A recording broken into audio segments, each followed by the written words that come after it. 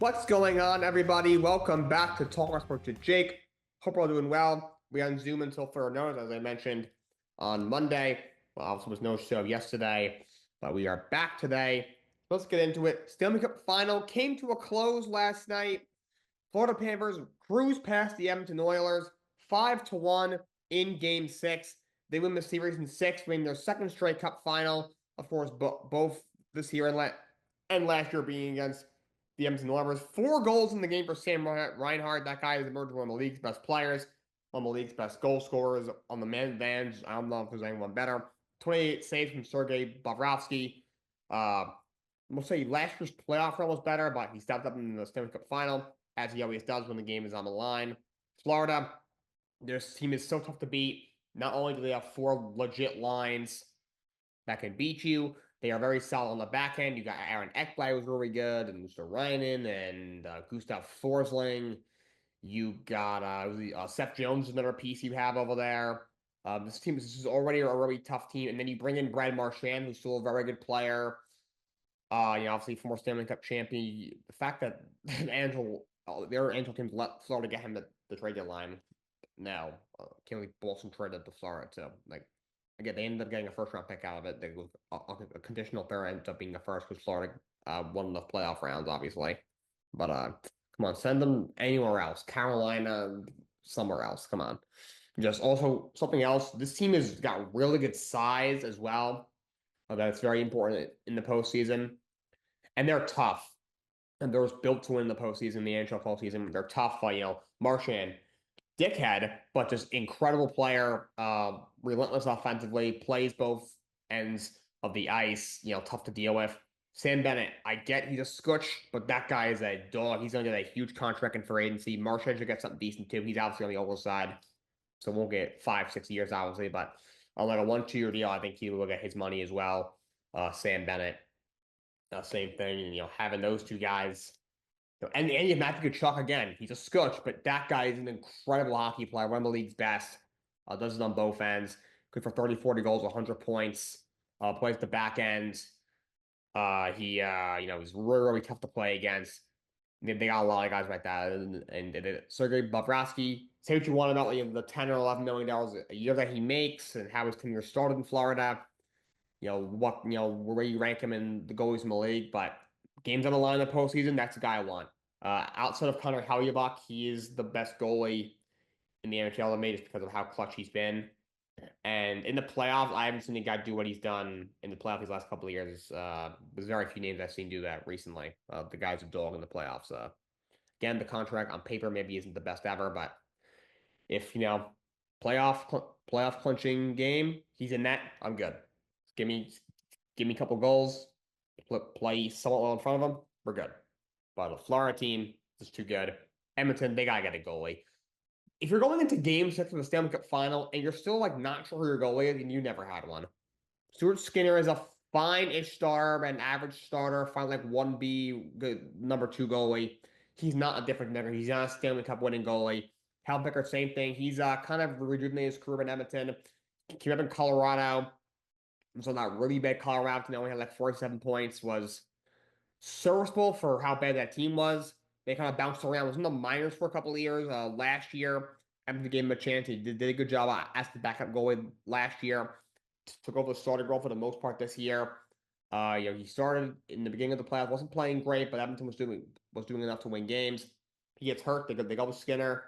And Skinner struggles in the Cup final. They go back to him in Game 5, and he didn't play well, so he gets benched again in Game 6. So he's another guy. I'll take him as a number 2 goalie. Maybe could start in the pinch, but just not a Cup winning goalie. They've needed a Cup winning goalie for a long time. They tried throwing a bunch of money at Jack Campbell. Blew up in their face. He was god awful. They thought Stuart Skinner was the guy. Didn't end up working out.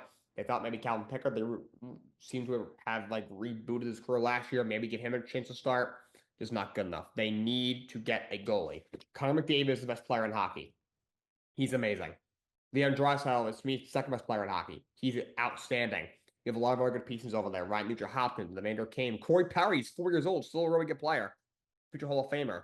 But that poor guy, he's lost 5 of the last 6 Cup finals. He lost with Montreal, the slightly shortened year. He lost with Tampa he lost with somebody else who I apologize. It gives me he'll think maybe it was Dallas.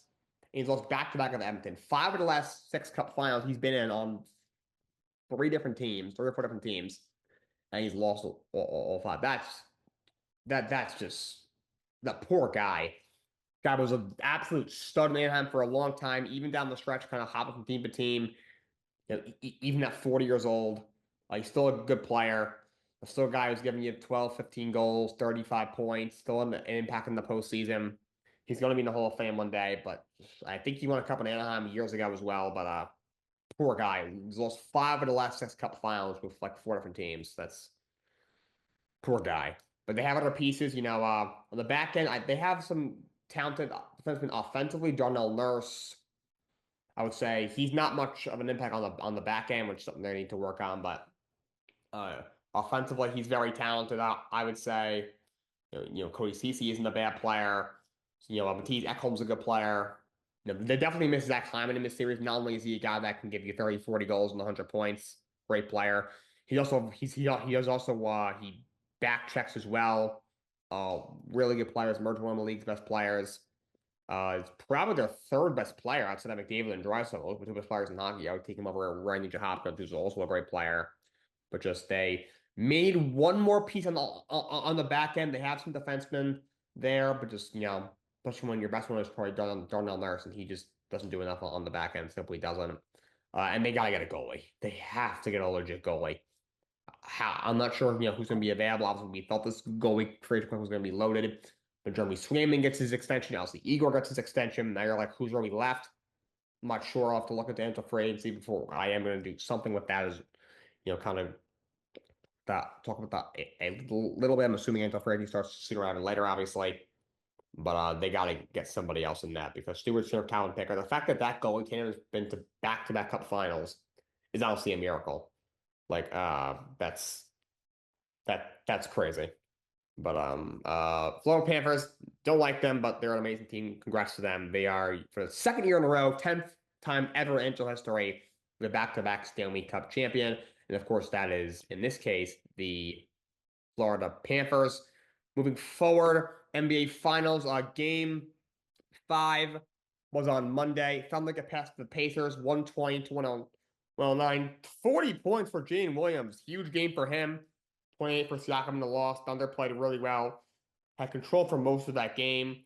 We're up pretty big in that first half. We're up by 14 going to the half.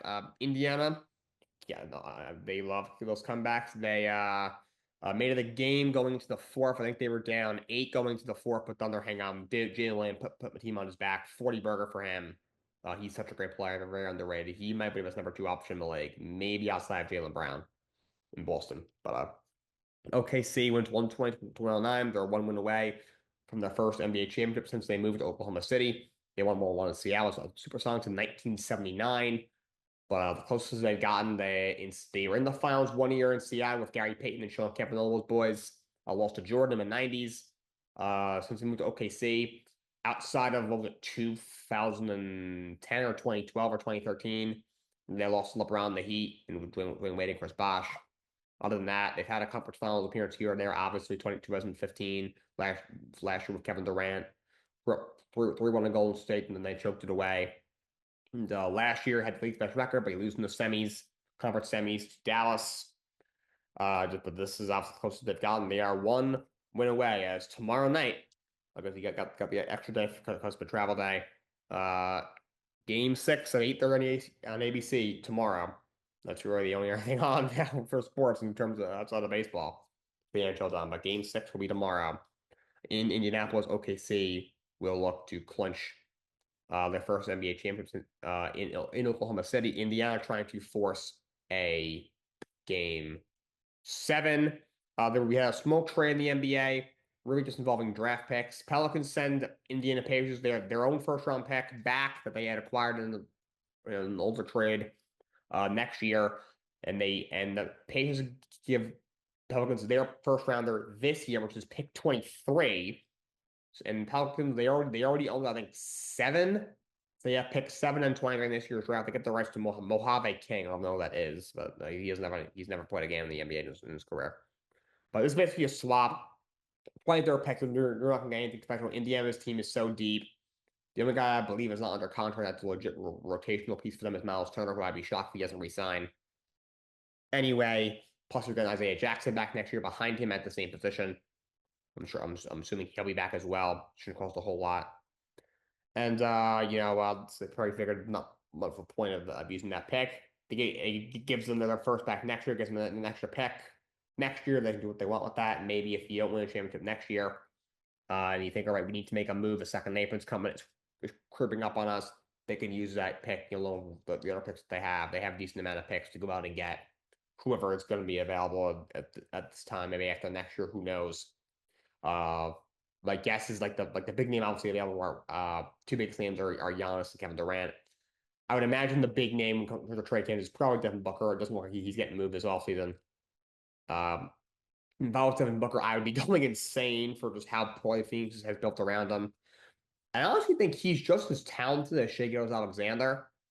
I think he's just as good of a scorer, probably even better shooter, not as good as of a defender, but he's just almost just as talented as Shai. Just Thunder built around Shai perfectly. The Suns have done the complete opposite on Devin Booker. It's a shame, but that guy, bit of a whiner, a little annoying, but outstanding basketball player, very underrated.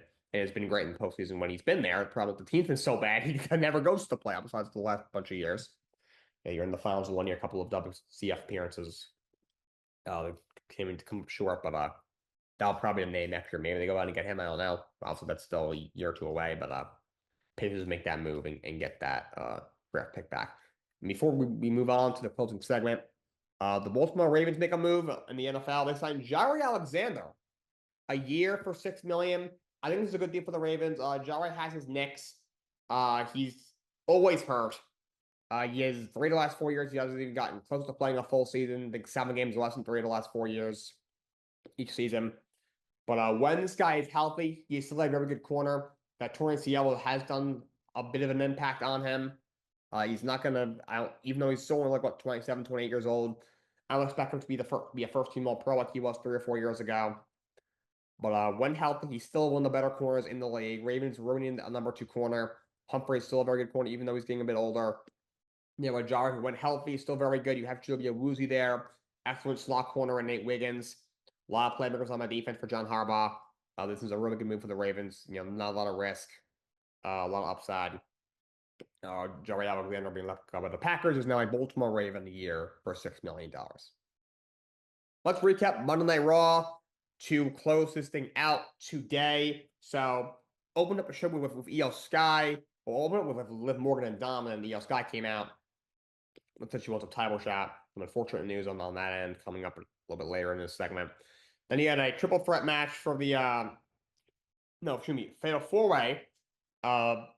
First round Queen of the Ring match. It was Ivy Nile against Stephanie Vaquero against Raquel Rodriguez, and then returning Asuka. So happy she's back. I'm a big fan of her. She's one of the best in-ring wrestlers in terms of women's wrestlers I've ever seen personally. And Asuka wins. Really good match. The moment with Stephanie Vaquero was awesome. Asuka wins. She moves on to the next round. Very happy she's back. She's one of the greats right now in terms of in-ring stuff. She moves on. It was a very good match. And he had Gunther come out with his World Heavyweight Championship. After he beat Jey Uso the previous week. And we heard the Goldberg chant. He was active for this Raw. He says, "Oh, absolutely not Goldberg." And then Goldberg's music hits. And Goldberg comes out because we had a spat a few months ago. You're next. And the match has been finalized for Saturday night's main event in Goldberg's hometown in Atlanta, Georgia on Saturday, July 12th. For his retirement match, I did not like how this was done. This is some bad booking to me. So, let me get this straight. John Cena had to sell his soul to The Rock. John Cena, in my opinion, the greatest of all time, 17-time world champion, had to sell his soul to the freaking Rock to get a title shot. But Bill Goldberg, who's had 5 matches since the year 2020, only won 1 of them. I believe that was the match against The Fiend for the world title, the Universal title, which was maybe the worst booking decision in the history of professional wrestling. And his last 10 matches, He's had one over 8.5 minutes. He's had a lot of them 5 minutes or less, two under 1 minute. Is going to fight Gunther. And the main nick on his previous world title reign before he lost at WrestleMania to Jey Uso was that they didn't let him wrestle. They had him, it was just Finn Balor and Damian Priest. He had the one match of Randy Orton, and then Damian Priest again, and Finn Balor again. Uh, just over and over and over again. It's like, let him wrestle. At the end, when they had him wrestle every week against Otis and Tozawa, the reign was much better. Oh, first guy up, Bill Goldberg, 58-year-old Goldberg in the year 2025. Really? He just waltzes out and gets a title shot. What are we doing, Hunter? Okay, Paul, what are we doing, dude? Come on. You could have done this. The Busted Open radio show. It's with Bubba Ray, obviously one of Dudley Boys, Hall of Famer. And if I forgot his partner's name, I apologize. But he's another big wrestling guy. His partner was very upset about it. And Bubba Ray, who I'm not always on the same page with, I was with him here. Because he said there are two ways they could have done this. He said Gunther could have came out and said, I dare anybody to come through that curtain and challenge me. Now it's an open challenge. Now, still, Goldberg is his first opponent. Lackluster, yes, but it makes more sense now. You can kind of rock with it. And then he said, you can do that. Exactly what you did. And then Nick Aldis meets him backstage. And it's like, Goldberg, I have all due respect. I love you. But you can't just waltz in and take a title shot. I get it's in your hometown, but the match, but you can't just waltz in. And then Goldberg, backs him up against the wall. Doesn't even say anything. And then Nick Aldis just out of fear, okay, you can have the match. Do it like that. Come on. That's just pathetic. I'm sorry. So stupid. That might be the worst booking decision Triple H took over. I'm not going to lie. Then we had JD McDonagh against AJ Styles with down at ringside. AJ Styles picks up the win. Then Styles versus Dominic Mysterio has been finalized for the Intercontinental Championship at Night of Champions in Saudi Arabia. I'm personally excited for that. That should be a pretty good card, especially with Cena Punk on that card. As well, does Finn turn on Dom there? We shall see what happens. Then we had Bayley come out. By the way, can we stop with these Waller and Theory random ass in the background segments? Those two have been arguing for 2 years. Enough. Also, Xavier Woods, my guy, what were you wearing, my dude? Okay, the dude looked like a pimp. But he was looking at Bayley too. A little weird. And then Bayley came out and talking about how Becky took her out. Then Becky comes out. And they're going to fight for the Intercontinental title next week on Raw. And then also she get back to segment. This is Bayley with Lyra, and she's, hey, Lyra, was like, I don't mean to overstep. I just want to do what's best for me. And then Lyra says, if you win that title, I'll do what's best for me. And she stormed away. So obviously something's brewing there. And then we had Liv Morgan against Kairi Sane. Unfortunately, never got off the ground. Liv Morgan suffered a really bad injury. Match had to be stopped. She had to be helped out of the arena. She unfortunately has a dislocated shoulder. Really, really unfortunate for one of the MVPs of the women's division. She's really worked hard to make herself a main event star. A couple years ago, myself included, was telling Triple H, stop pushing her. He's not that good. But she's proved all of us wrong and become one of the top stars in the women's division. Triple H even said it at the press conference a few months ago. I forgot what PLA, but she's a stud. So it's unfortunate. She's going to miss Evolution. She won't get to fight Nikki Bella. You have to pause the Io Sky feud. It's unfortunate. I heard now WWE is kind of scrambling for Evolution, which is unfortunate. Hopefully, it's still a successful event because it's the right time to do it for sure. But very, very unfortunate. So I wish her nothing but a speedy recovery. Then you had a fatal 4-way for the men's King of the Ring tournament. Although this was the main event, it was Sheamus against Rusev against Bronson against Jey Uso. Jey Uso picks up the win. Obviously, he had some shenanigans with LA Knight and Bronson. Excuse me, Braun Breaker. Jey Uso. I like Jey Uso. I'm very happy that he guys feel over on their own and they get rewarded. But you had three behemoths: Rusev, Sheamus, and Bronson Real. So you have a Rusev and Sheamus feud that's kind of in the works, right? As you could tell. We needed a big guy. mean, I was screaming Karrion Cross. I don't know why that didn't happen. We had another backstage stuff, something with him and Sammy. Looks like we're doing that match soon, and we better, so I'm going to be livid. You have to push that guy to the stratosphere. But Jey Uso, he doesn't fit. I do think he's going to lose to Cody Rhodes next week anyway. But they could have Karrion Cross would have made so much sense. Needing another big guy to make it make more sense. I don't know who that would have been, but Karrion Cross would have been an excellent choice. So I don't know why it wasn't him, to be honest. Jey Uso, I like Jey Uso, but he doesn't need this. Okay, he was just the world champ for the last 50 days. He was a kickoff match at WrestleMania. Most over guy in wrestling. He didn't need this. So Jey Uso moves on. It's him versus Cody Rhodes in the semis, and then Randy Orton versus Sami Zayn. I think it's pretty obvious. You'll be Randy and Cody. I think Cody winning, he'll probably beat Cena at SummerSlam. That's probably what's going to happen. But that's all I have for today. Plans to probably won't do a show tomorrow. I got some stuff going on, so I may not do a show tomorrow, but plan to be back on Friday. Until next time, so long. Have a great day.